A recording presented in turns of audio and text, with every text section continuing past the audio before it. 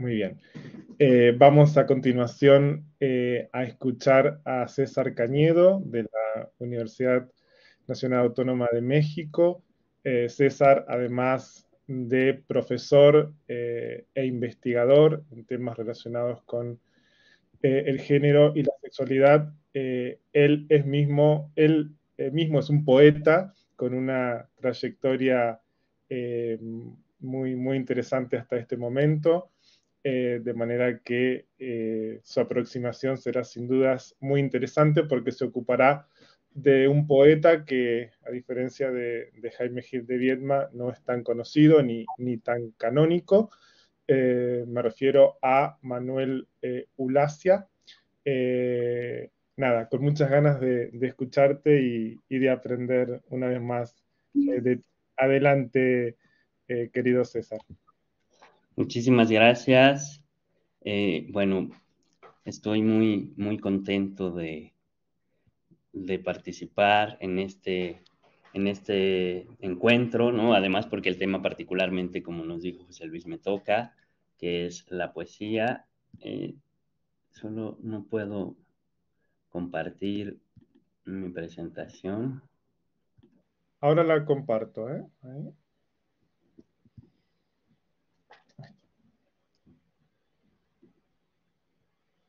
Oh, súper. Muchísimas gracias. Ya, eso me da mayor tranquilidad. Y entonces empezaré leyendo el poema. Bueno, realmente lo que voy a leer es un recorrido por el poema, porque es un poema largo. El poema se llama Origami para un día de lluvia y el autor es Manuel Ulacia, a quien presentaré después de la lectura. Entonces les anticipo que la lectura será un poco extensa, no me tomaré algunos minutos para leer el poema y seguiré secuencias de este poema. Origami para un día de lluvia. Esta lluvia que bate los cristales es la misma de ayer. Oyes caer las gotas incesantes como un tamborileo que remedar el paso del día en fuga. Un charco transparente en el jardín, un trémulo reflejo te vuelven al lugar en donde el agua ya no moja, a la casa vacía comida por el tiempo que la memoria salva. Absorto tras el cristal ves llover. A la luz tenue del farol contrasta la lluvia blanca con el aire oscuro. De pronto cesa el tiempo. Eres el de antes y eres otro, el visitante imperceptible que llega desde la hora al cuarto de antaño donde te encuentras a Luis Cernuda. Camisa azul, tweed, paraguas en el brazo, te contempla en la fuerza tierna de tus 7 años, adivinando la perla que el tiempo habría de formar en tu sombra.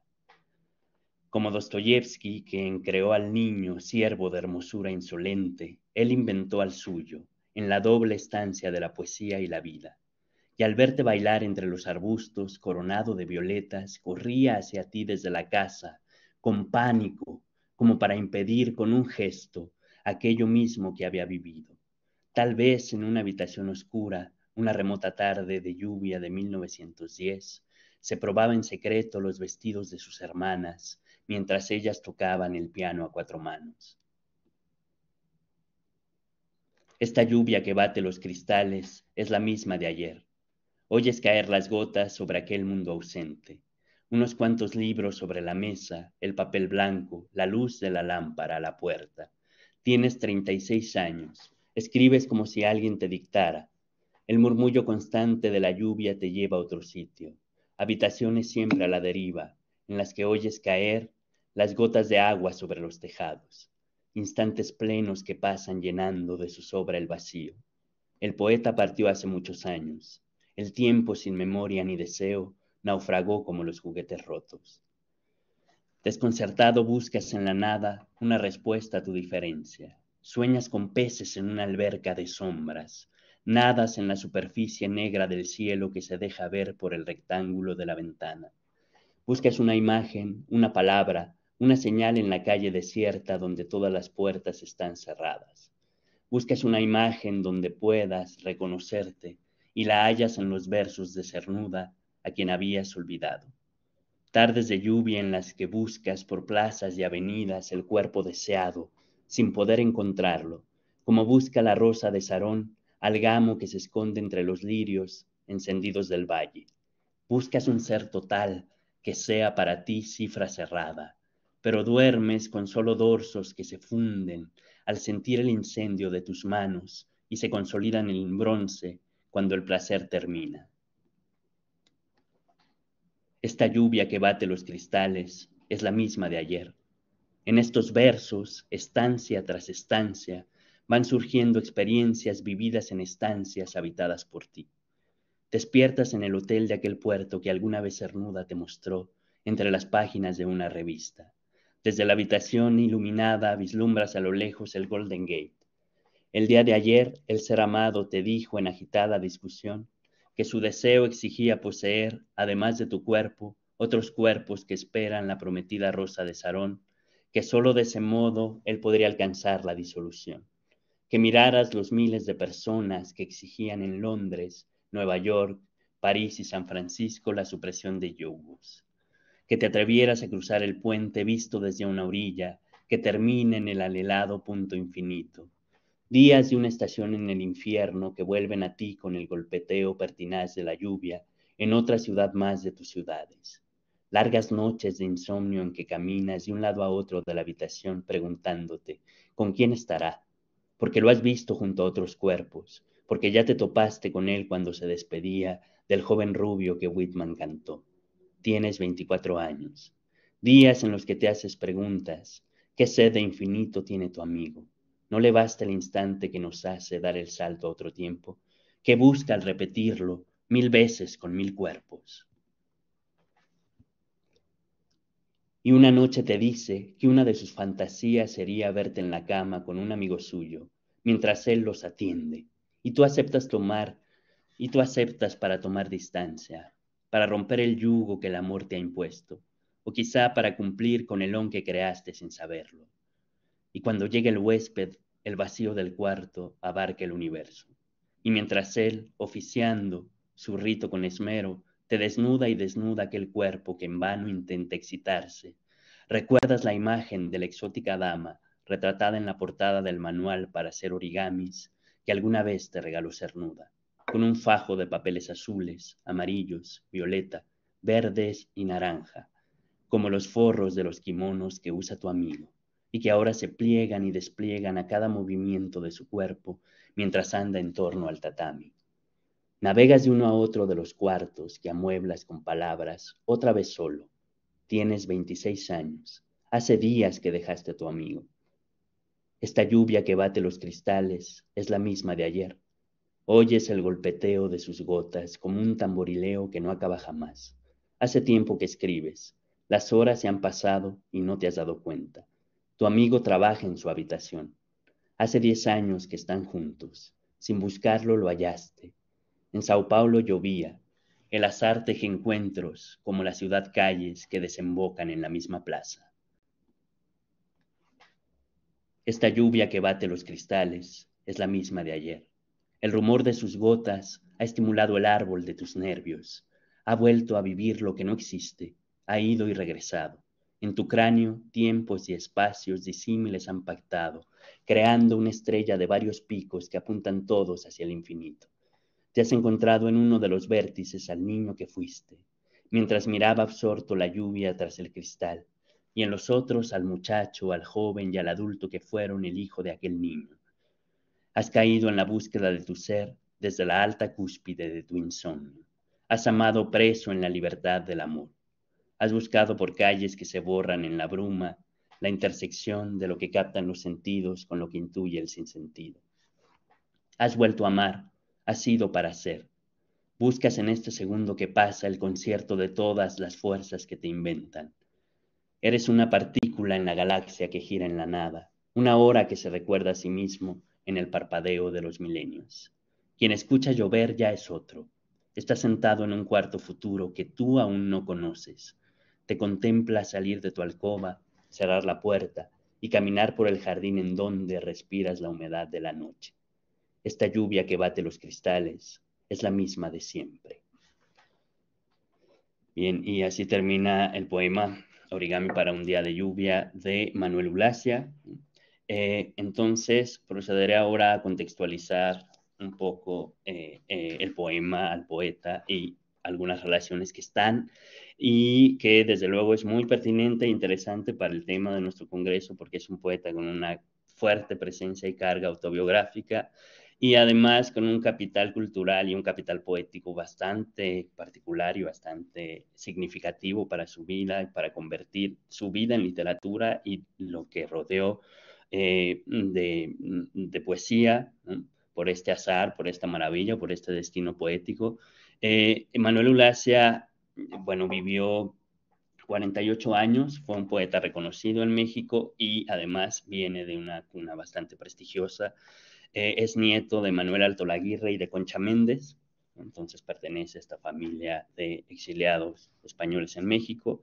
Y bueno, el poema es un detonante de la memoria a partir del recuerdo del niño, de un niño cuidado, protegido, por Luis Cernuda, ¿no? Luis Cernuda, desde luego, no necesita mayor presentación, entonces solo me centraré en la relación con Ulacia, ¿no? Sabemos que Luis Cernuda va a morir en México y que habitaba con la familia Altolaguirre, y en ese proceso es cuando conoce a Ulacia, niño, bebé, y se vuelve de alguna manera su cómplice, su cuidador, y Cernuda escribe un par de poemas, tiene un par de poemas para ese niño, Manuel Ulacia, o retratando o volviendo un tema literario al niño Ulacia.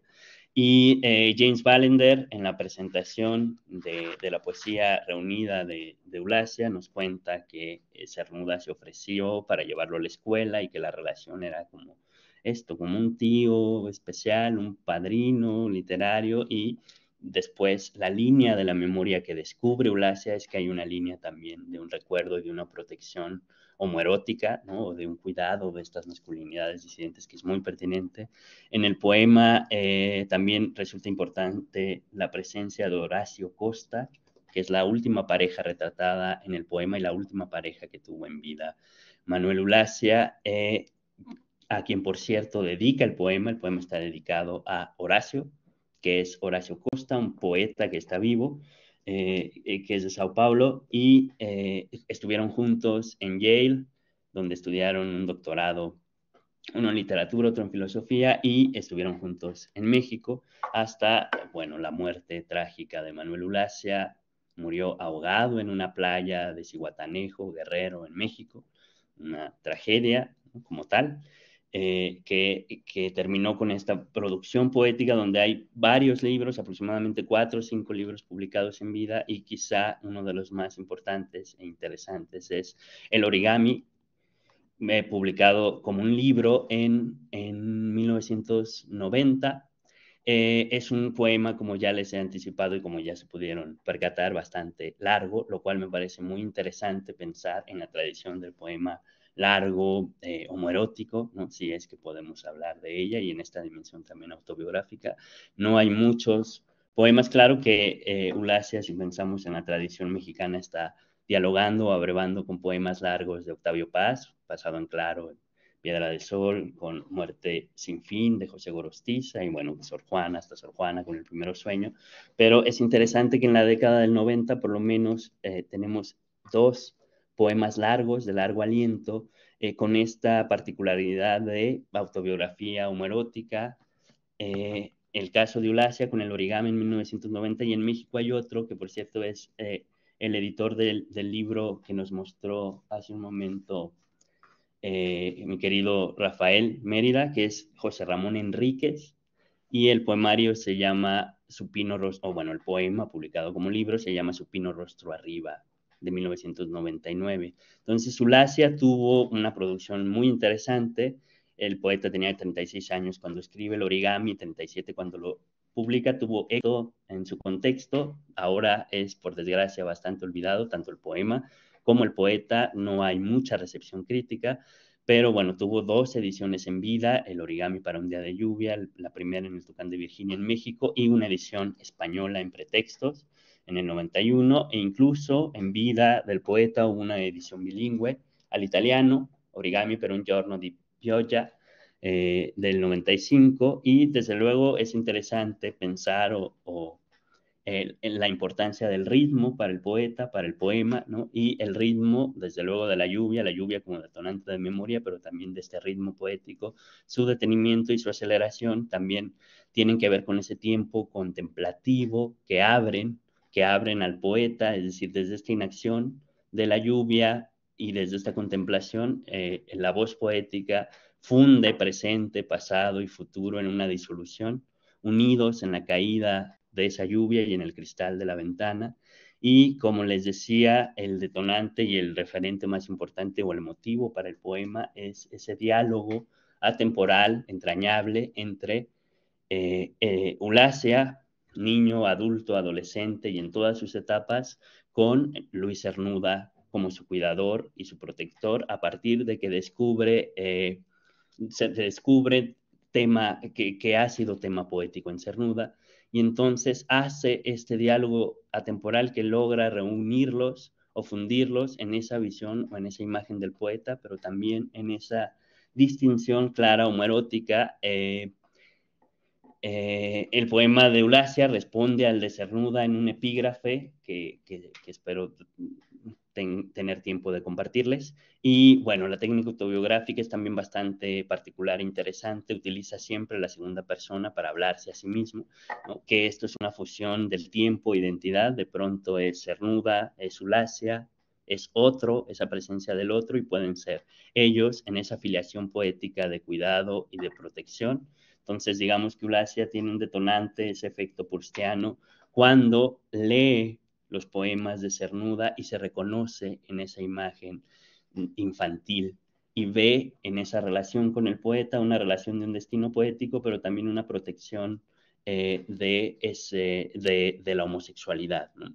Este personaje creado, este alter ego que se proyecta en el poema por medio del desdoble, según Ballender, lo aprende de Cernuda. Entonces hay otro elemento de unión poética, que es hablarse en segunda persona, que viene de esa tradición de Luis Cernuda.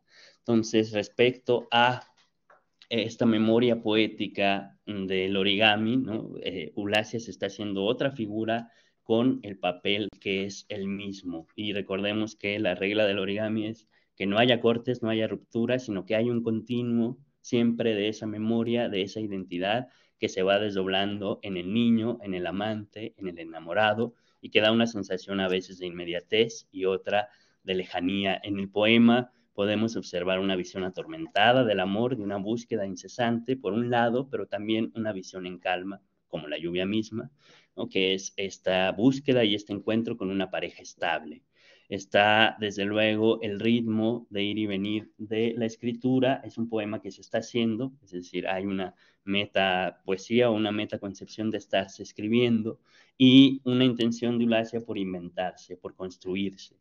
Y él lo menciona en alguna de las secciones que les compartí, que esa primera invención la toma o la tiene, esa primera invención poética la toma de Cernuda.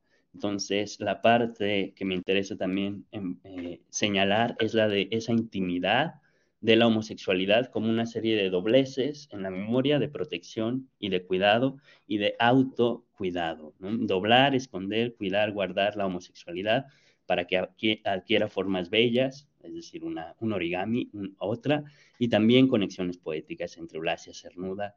Esto, bueno, al principio del poema se recordarán cuando el niño,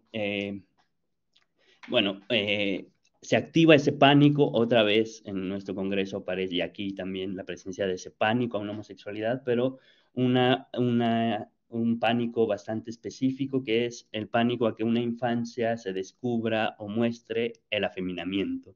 En la primera escena del origami, Eulacia recuerda que cuando era un niño de 7 años usaba una corona de violetas y que su cuidador Cernuda corrió a protegerlo, a quitarle la corona de violetas y así evitar ese descubrimiento de cierto afeminamiento que podría provocarles a ellos ese sufrimiento. Y entonces Eulacia ficcionaliza que Cernuda vivió algo similar poniéndose los vestidos de sus hermanas, ¿no?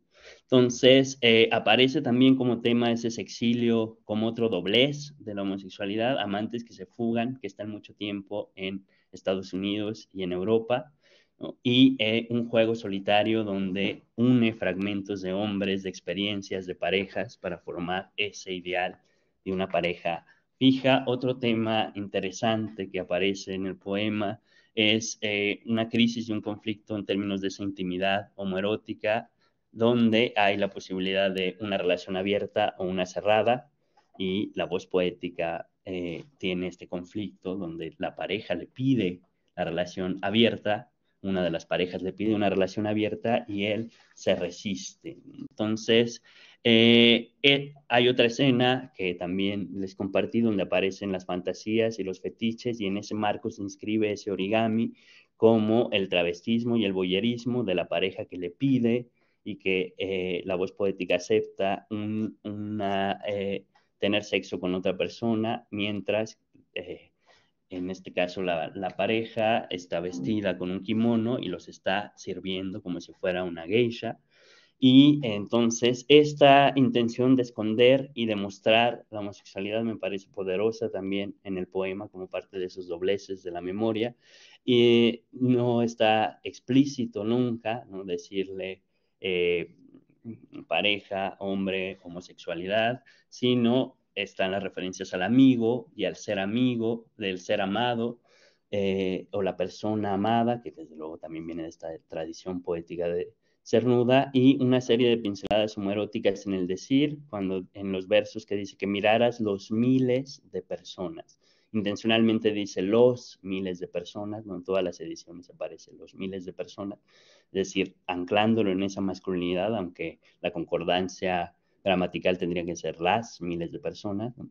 Y bueno, de alguna manera hacer origami esta homosexualidad es esta forma de liberarse, y otro elemento que me parece potente para estudiarlo es pensar este poema como un poema de formación homosexual, entre la formación y la deformación homosexual, es decir, a partir de pensar en trasladar la categoría de la novela de formación o del Bildungsroman para pensar este poema de largo aliento como la formación, a partir de que el anclaje autobiográfico tiene que ver con una serie de recurrencias en la edad. Aparece el niño de 7 años y se activa este recuerdo de protección ante el pánico del afeminamiento en las infancias con Cernuda. Después aparece el verso tal cual: tienes 17 años para hablar del nacimiento del deseo, tienes 19 años para hablar de encuentros furtivos con hombres, tienes 24 años cuando la pareja le pide una relación abierta, 26 años cuando termina esa relación,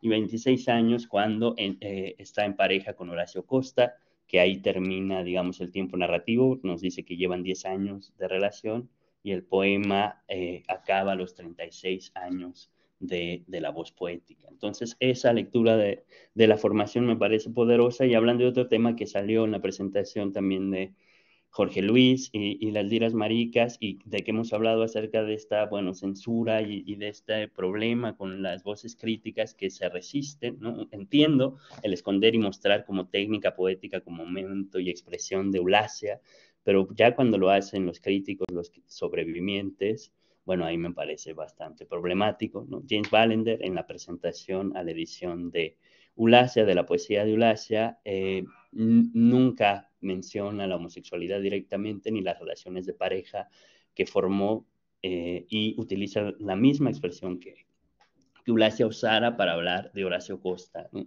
Y voy a citar ahí a Ballender: si finalmente no puso este mismo título a su colección nueva, fue porque se dio cuenta de que los otros poemas que estaba escribiendo entonces tenían que ver con un viaje que él y su amigo Horacio Costa hicieron a Escocia hacia principios de 1992, al recibir una invitación a pasar un mes con otros escritores en un castillo no lejos de Edimburgo. Entonces, bueno, aquí está completamente vedado que probablemente esas relaciones sean desde el compartir la homosexualidad, tanto con los amigos poetas que los invitaron, como el hecho de que Horacio Costa y Manuel Eulalia eran una pareja, no amigos. Entonces, que en 2005, claro, esto nos habla también del peso y de la carga, en ese caso, de una clase social y una clase culta altísima, ¿no? Ballender, como su familia política también, de Eulalia, protegiendo o cuidando o dejando ahí el velo de no decir explícitamente las relaciones con hombres del poeta. Y bueno, también me parece interesante pensar en esta actitud de fundir y de fluir, ¿no? De este continuo del que les hablaba, que este caer de la lluvia o las caídas aquí no son vistas en negativas, sino que articulan una serie de variaciones sobre el tema dado que todo el tiempo se va expandiendo, la lluvia, la identidad, la homosexualidad, la intimidad, la escritura, la poesía y por supuesto Cernuda en una repetición incesante que está otorgándole al poema cierta simultaneidad y cierta diferencia y que finalmente la figura del origami que forma, y lo dice, es una estrella de varios picos, ¿no? Que podemos pensar tridimensional y que la memoria es entonces ese origami, ¿no? Y que en ese verso de los nervios estimulados por la lluvia, la inacción es la que posibilita ese fluir de la memoria, ese continuo que establece donde se funde en el pasado con el presente y se abre un tiempo futuro distinto y que paradójicamente fue anunciado porque va a haber otro observador viendo a un hombre en la ventana que es él mismo viéndose a sí mismo, pero que también nunca dejó de ser Luis Cernuda. Entonces, al final hay otro que contempla el jardín, a la lluvia, que es que se observa a sí mismo y que hacerlo desde ese papel es el papel que tiene el poeta. El poeta puede observarse con la distancia de ser otro y ser él al mismo tiempo. Y bueno, podemos pensar que se habla de tú porque nunca dejó de hablar Cernuda en este poema también. Y quiero finalizar con la lectura de ese poema de Luis Cernuda, ¿no? Que es al que de alguna manera le responde este Diulacia, niño tras un cristal. Al caer la tarde, absorto tras el cristal, el niño mira llover. La luz que se ha encendido en un farol contrasta la lluvia blanca con el aire oscuro. La habitación a solas le envuelve tibiamente y el visillo velando sobre el cristal como una nube le susurra lunar encantamiento. El colegio se aleja, es ahora la tregua, con el libro de historias y de estampas bajo la lámpara, la noche, el sueño, las horas sin medida. Vive en el seno de su fuerza tierna, todavía sin deseo, sin memoria el niño, y sin presagio que afuera el tiempo aguarda con la vida al acecho. En su sombra la perla ya se forma. La lluvia blanca con el aire oscuro es un verso que aparece al inicio del origami para un día de lluvia de Eulacia, ¿no? Y que conecta desde luego estos poemas a partir de esta reescritura, diálogo y reelaboración y expansión. Y bueno, esa perla desde luego es esa formación del deseo homoerótico y la formación de ese poeta que van a ser fundidos en el origami para un día de lluvia. Y bueno, por mi parte sería todo. Espero que hayan disfrutado el origami y esta relación tan tierna y entrañable entre Eulacia y Cernuda. Y nos despide Javier Villaurrutia porque es otro de los diálogos que establece Eulacia. Todo el tiempo, digamos, está en términos estilísticos dialogando con versos de Javier Villaurrutia, aunque en una relación menos directa. Muchas gracias. Muchas gracias a ti, César.